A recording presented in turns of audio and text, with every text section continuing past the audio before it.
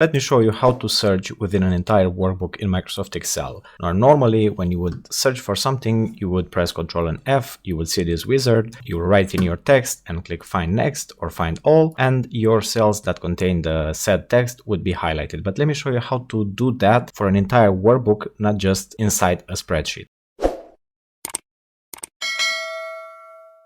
Now, to do that, it's actually pretty simple, and we have to follow essentially the same steps. We're pressing Ctrl and F to open the Find and Replace ribbon. And let's say that we want to search for the word green, which, as you can see, we don't have in this sheet. We get this error. Now, you have these options right here to customize where you want to search. And for the within label, you can pick the workbook option. And in that case, whenever you would go ahead and press Find Next, notice how I'm being moved from sheet number 2 to sheet number 4, where I have the first instance of the word green. Hopefully you enjoyed this Microsoft Excel tip for beginners. If you want to see more like this, please subscribe, hit the thumbs up button, and I'll see you in the next one.